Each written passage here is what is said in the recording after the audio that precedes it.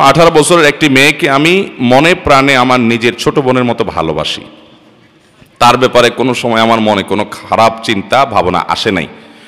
আমি কি বোন হিসাবে তার সাথে কথা বলতে দেখা করতে পারবো? এবার ইসলাম কি বলে? তার সাথে কথা বললে দেখা করলে যদি গুনাহ হয় তার প্রতিকার কি? দেখেন, যাকে আপনি বিবাহ করতে পারবেন, মানে আইনগতভাবে যাকে বিবাহ করতে কোনো অসুবিধা নাই, অর্থাৎ তিনি আপনার রক্ত সম্পর্কীয় কোনো নারী নন, আপনার বোন নন, আপনার মা নন, আপনার ফুফু নন, হ্যাঁ, এরকম কোনো নারী যদি হন, তাহলে সেক্ষেত্রে আপনি তাকে যতই বোনের মতো দেখেন, যতই মায়ের মতো দেখেন, ভদ্র মহিলা মূলত আপনার স্ত্রী হওয়ার মতো। অস্বীকার করার সুযোগ আছে? তাকে বিয়ে করতে চাইলে করা যাবে কি যাবে না? দেখেন, আল্লাহ রাব্বুল আলামিন পরপুরুষকে পরনারীর সাথে পর্দা মেনটেন করতে বলেছেন। কেন? এটাতেই নিরাপত্তা সামাজিক। সারা পৃথিবী যত পদ্ধতি অ্যাপ্লাই করে দেখবে, শতভাগ নিশ্চিত ফেলিওর হবে। বাংলাদেশের একেবারে প্রথম সারির একজন প্রকৌশলী, নাম বললে আপনারা সবাই চিনে যাবেন, টেলিভিশনে সারাদিন দেখেন, আমি নাম বলবো না। ভদ্রলোকের সাথে একটা টেলিভিশন প্রোগ্রাম শেষে আলাপচারিত হচ্ছে, উনি আমাকে বললেন, হুজুর আপনি কি জানেন আমেরিকার মতো দেশে কয়েক সেকেন্ডের জন্য যদি বিদ্যুৎ চলে যায় আর লিফটে থাকা মেয়েদের অবস্থা তখন কি হয়, কি পরিমাণ হ্যারাসমেন্টের শিকার হয়, আপনি কল্পনাও করতে পারবেন না। আমাদের দেশে মানুষকে আমরা খারাপ বলি, ওদের চাইতে এখনো এই সমস্ত ক্ষেত্রে আমরা যে কত ভালো আছি, সব ক্ষেত্রে না, এই সমস্ত ক্ষেত্রে এটা কল্পনাও করা যাবে না। এর জন্য এই ওয়াজ মাহফিলগুলো, মসজিদের মেম্বারগুলোর অবদান অনস্বীকার্য। আমাদের প্রশাসন, আমাদের পুলিশ বাহিনী, আমাদের বিভিন্ন সেক্টর থেকে আইন আদালত, বিচারালয়, বিভিন্ন জায়গা থেকে যে অপরাধ প্রবণতা কমিয়ে আনার জন্য নানামুখী প্রচেষ্টা আছে, এর মধ্যে অনেক বড় অবদান হলো দেশে ওলামা একরামের মানুষকে নীতি এবং আদর্শের উপরে অবিচল করবার জন্য। আমার কাছে শত শত মানুষ এসে নিজের হিস্ট্রি বলে, ভাই আমি এই অন্যায়টা ছেড়ে দিয়েছি শুধুমাত্র আল্লাহর ভয়। আপনারা কয়দিন আগে দেখেছেন না, পত্রিকা বেশ ফলাও করে প্রকাশ হয়েছে, এক ভদ্রলোক অনেক বয়স্ক, উনি রেলের কর্মকর্তা বা কর্মচারী ছিলেন, সারা জীবন অনেক রেলের ভ্রমণ করেছেন ফাঁকি যুগে দিয়ে। আলেমুল আমাদের বক্তব্য শুনে আল্লাহর ভয়ে তিনি একটা পর্যায়ে এসে রেলওয়ে অফিসে এসে তিনি অনেকগুলো টাকা জমা দিয়ে গেছেন যে আমি এই টাকা, এই পরিমাণ টাকার ফাঁকি দিয়েছি রেলের, আমি সেটা জমা দিয়ে গেছি। বলেন, পৃথিবীর কোন সভ্যতা একটা মানুষের ভিতরে এই অনুশোচনা সৃষ্টি করতে পারবে আল্লাহর বিধান ছাড়া? আর কোনো পদ্ধতি নাই। অতএব পরিষ্কার কথা হলো, আল্লাহ যেটা হারাম করেন ওইটার বিকল্প কোনো পথ খোলা নাই। বলে যে পৃথিবীতে সবাই পুরুষরা সব ভদ্র হয়ে গেলে তো মহিলা নিরাপদ হয়ে যাবে, যে না, হবে না। পৃথিবীতে সব পুরুষদেরকে আপনি ভদ্র করতে পারবেন না। ইউরোপ আমেরিকাতে হয় না, ওরা আমাদের চাইতে অনেক শিক্ষিত, অনেক উন্নত, অনেক এগিয়ে আছে, কিন্তু তারা ভদ্র হতে পারে না। সবাই তাদের দেশে সর্বত্র নারী নিগ্রহের শিকার হচ্ছে, পাশবিক এবং যৌন নির্যাতন নিপীড়নের শিকার হচ্ছে, রক্ষার উপায় নাই। অতএব পর্দার বিধান এটা না মানলে আপনি পরিপূর্ণভাবে, হ্যাঁ সাময়িক কোনো ক্ষেত্রে সলভ হতে পারে, পরিপূর্ণ সমস্যার সমাধান হবে না। এই জন্য যেই ভদ্র মহিলাকে আপনার সাথে বিবাহ বন্ধনে আবদ্ধ ইসলাম জায়েজ করেছে, তাকে আপনি যতই বলেন আমার বোনের মতো, আদতে তিনি আপনার স্ত্রী হওয়ার উপযুক্ত। বিধায় হতে পারে, আমি আপনাকে বিশ্বাস করি, অবিশ্বাস করি না যে হ্যাঁ আপনার মনে কোনো বাজে চিন্তা নাই, কিন্তু বাজে চিন্তা আসতে সময় লাগবে না। ইসলাম এটাকে নিষেধ করেছে, আপনি তার সাথে রিলেশন করবেন না, হয় বিয়ে করে ফেলবেন যদি বিবাহ করার মতো হয়, আর না হলে রাখবেন না। হ্যাঁ, এজ এ মানুষ তাকে ভালো লাগে, তার উপকার করতে চান, তো এটার জন্য বেপরোয়া হওয়ার দরকার নেই। তো আপনি ওদের মধ্যে হেল্প করেন, সাহায্য করেন, অসুবিধা কোথায়? একজন অভাবী নারী, তাকে হেল্প করবেন, সমস্যাটা কোথায়? আমরা আমাদের আসুন্নাহ ফাউন্ডেশন থেকে শত শত হাজার হাজার মানুষকে সারা দেশে আমরা সেবাদিক কাজ করি। কই 10,000 কম্বল বিতরণ করে ফেলেছি গত 1 মাসে, আলহামদুলিল্লাহ। কই আমরা তো কোনো নারীর সাথে পার্সোনাল ভাবে বোন বলার দরকার হয় নাই তাকে হেল্প করার জন্য। বিধায় কোনো নারীকে যদি আপনি ব্যক্তিগতভাবে হেল্প করতে হয়, বোন বলার দরকার নাই। আমি একটা এক্সাম্পল দেই। ধরুন একটা হাই ভোল্টেজের কারেন্টের লাইন আছে, বিদ্যুতের লাইন, এই মুহূর্তে বিদ্যুৎ নাই, ওখানে হাত দিলে কিছু হবে না যেহেতু বিদ্যুৎ নাই, কিন্তু ভোল্টেজটা এত হাই যে বিদ্যুৎ যদি থাকে আর ওইটা আমি কেউ এখানে স্পর্শ করে, সাথে সাথে কয়লা হয়ে যাবে, ছাই হয়ে যাবে, এইরকম ভয়াবহ। তো এই জায়গায় বিদ্যুৎ নাই, এই জন্য আপনাকে যদি বলি যে বিদ্যুৎ তো নাই, আপনি এখন হাত দেন, সমস্যা কোথায়? আপনি কি দিবেন? আমার কথা বুঝেন নাই?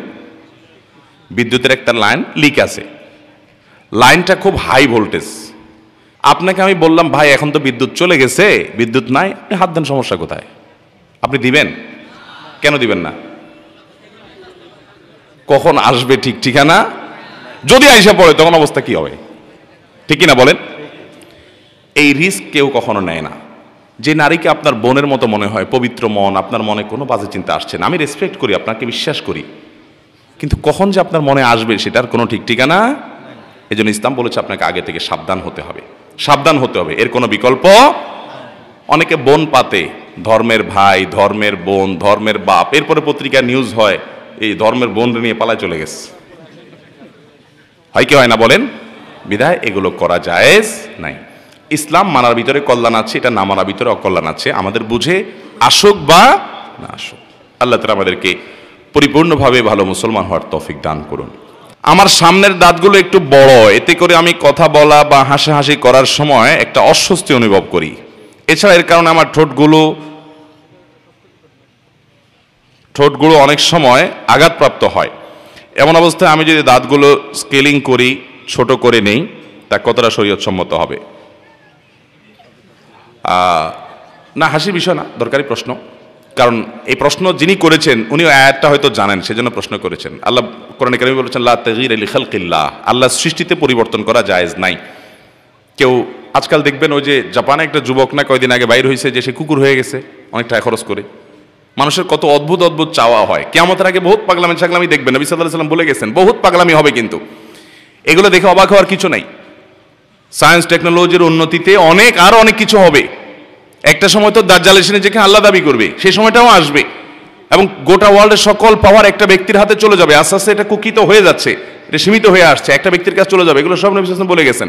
বিধায় অবাক হওয়ার কিছু নেই। দলে দলে মানুষ বেঈমান হয়ে যাবে, মুসলমানের সন্তান ইসলামের পাশে সন্দিহান হয়ে যাবে, কারণ এই সমস্ত চাকচিক্য দেখে। যাই হোক, তো আজকাল যেহেতু অনেক কিছুই করা যায়, এই জন্য আল্লাহ সৃষ্টিতে ব্যাপক পরিবর্তন করার একটা প্রবণতা আছে, এটা জায়েজ নেই।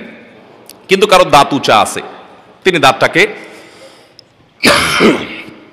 ট্রিটমেন্টের মাধ্যমে এটাকে সমান করলেন, কোনো অসুবিধা নেই। এটা তো তার একটা ত্রুটি, একটা অসুবিধা, এটা ট্রিটমেন্ট, চিকিৎসার অংশ। আর চিকিৎসার ব্যাপারে নবী সাল্লাল্লাহু আলাইহি ওয়াসাল্লাম বলেছেন তোমরা চিকিৎসা গ্রহণ করো, নির্দেশ করেছেন তিনি চিকিৎসা গ্রহণ করতে হবে। আপনি অসুস্থ থাকতে ইসলাম বলে নাই আপনাকে, সুস্থ থাকবেন, সেজন্য আপনি সুস্থতার অংশ হিসাবে দাঁত কেটে বা যেভাবে হোক অপারেশন করে আপনি যদি সমান করতে পারেন, এটা প্রশংসনীয়, এটা নিন্দনীয় কিছু নয়। শুধু দাঁত কেন, অন্য অনেক ক্ষেত্রে হতে পারে। কারো ধরেন আঙ্গুল আছে 6টা হাতে, একটা অতিরিক্ত আঙ্গুল আছে, একটা মানুষের 6টা আঙ্গুল তো হয় না নর্মালি, কিন্তু তার আঙ্গুলের কারণে অসুবিধা আছে, তিনি অপারেশন করে এটাকে সমান করলেন, কোনো অসুবিধা নেই।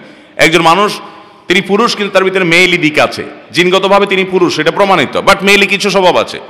ট্রিটমেন্টের মাধ্যমে এটা যদি সুস্থ করে তোলা যায়, জায়েজ আছে, বরং এটা প্রশংসনীয়। অতএব দাঁতের ক্ষেত্রে যদি কারো এরকম হয়, অনেকের উঁচা দাঁত থাকে এবং এর কারণে অসুবিধা তৈরি হয়, দৃষ্টিকটু হয়, উনি এটা ট্রিটমেন্ট করে সমান করতে কোনো অসুবিধা নাই।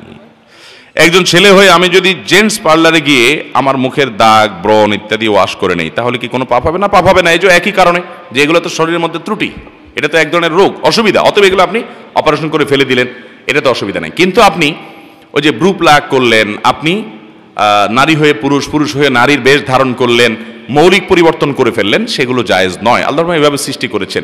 দুনিয়াতে এখন এই যে আপনার জিনের উপরে মানুষের সৃষ্টির বিভিন্ন, এমনকি এই যে আপনার ফলের যে জিন আছে এগুলোর উপরে গবেষণা করে অনেক কিছু হচ্ছে। আপনার উন্নত অনেক দেশে ধরেন একটা আঙ্গুর, ওই বড় কমলার জিন আঙ্গুরের মধ্যে প্রয়োগ করে আঙ্গুরের কমলা মতো বানায় ফেলতেছে, এটাও সম্ভব। অনেক দেশে এগুলোর উপরে নিষেধাজ্ঞা পর্যন্ত দেওয়া আছে নানা কারণে।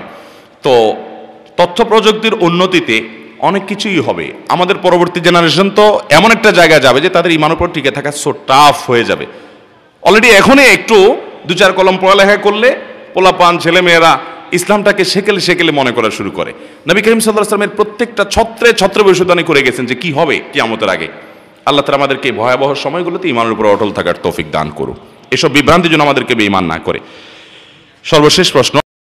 আস-সুন্নাহ ফাউন্ডেশন, উম্মার স্বার্থে সুন্নাহর সাথে।